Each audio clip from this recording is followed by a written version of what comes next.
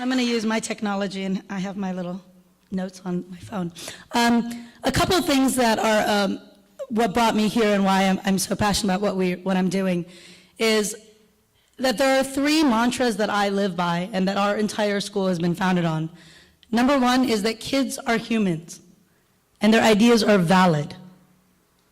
Number 2 is that education reform is necessary. Our entire education model is based on the needs of the Industrial Revolution, not based on the needs of our digital natives that we're raising today.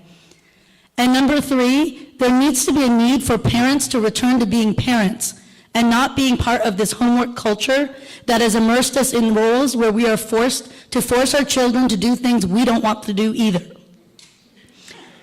Seriously.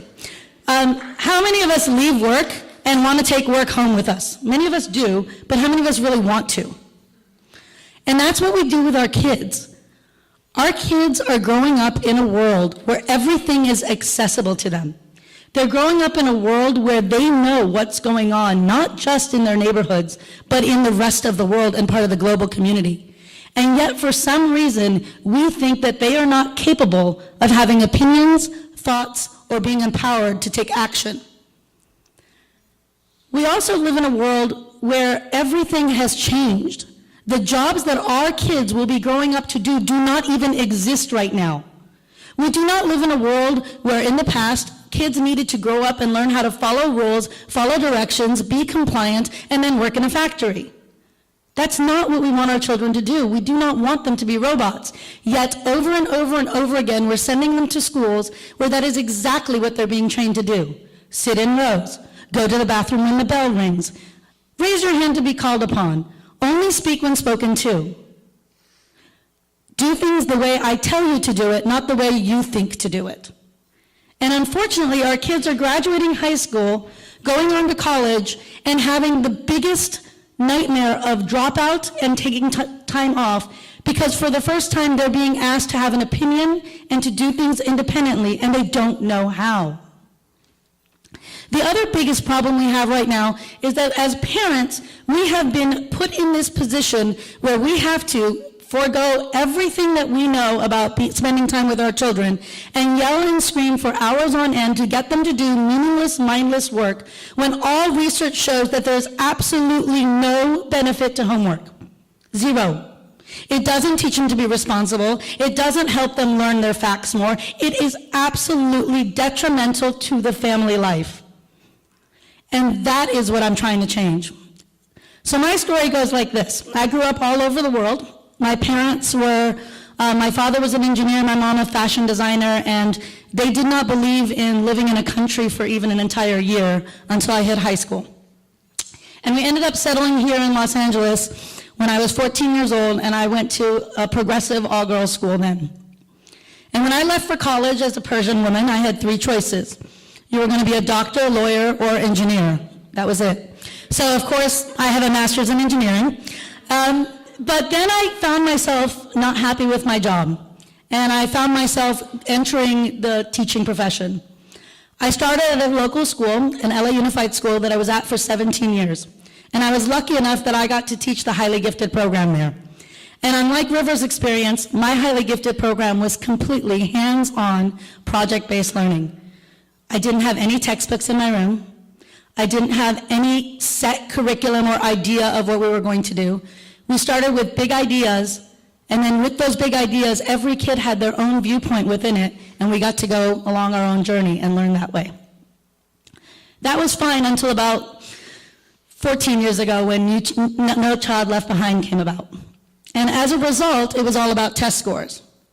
And in the LA Times, there was an article that listed me, my name, as being ineffective because my test scores weren't going up. Now, my students were all highly gifted, all in the 99th percentile. Where were they supposed to go? And that's when I knew there was a problem, that I was being evaluated based on an archaic system that required test scores to go up even when they were already achieving above grade level standards. My passion then became changing the education, and I tried to do it from within. I was head of the curriculum committee, I was a member of Learn, I was on 17 different committees by my last year at my local school, and nothing was changing. So a friend of mine talked me into, well, why don't you just start your own school?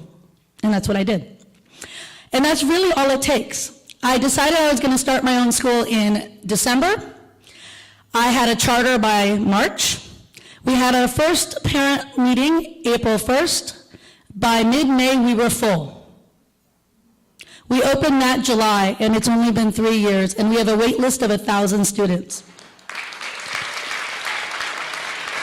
And it's not about my success, it's about the need. There are parents there who know that what their kids are going through isn't right. They know that what their kids are learning in school isn't what's going to prepare them for the future. And what I'm going to tell you is our school is scary for most parents. I always say our school is the right school for every child, just not for every parent. Because you're going to walk in and there's kids everywhere. And they're doing whatever they need to be doing whenever they need to be doing it.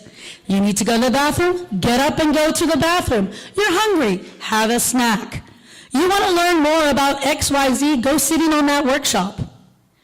We don't have walls. We don't have textbooks. We don't have homework. We have projects. And every single child's voice is heard. And on top of that, we not only just grade on academics, we have an entire social emotional component to our school.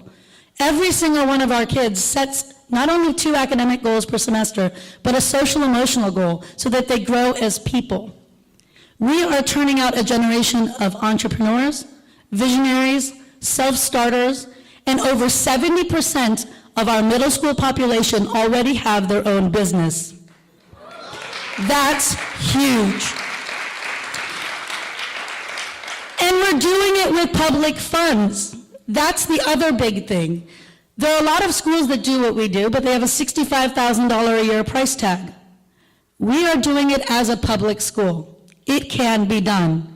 We are not well funded. In fact, we get less per student than a regular public school does, $1,000 less per student. But we're inventive, we're creative, and we figure out how to use the monies properly. There is no large overhead, there is no bureaucracy, there's no large administration. It's really about the kids. And we are growing as an organization because the need is out there. So what I want to say to you and challenge you to think about is, what can we do to change schools? What can we do to change education to make it actually meaningful? River is one of 420 students at our school, and they all have the same story, where they found their voice and they felt valid because we allowed them to. Thank you.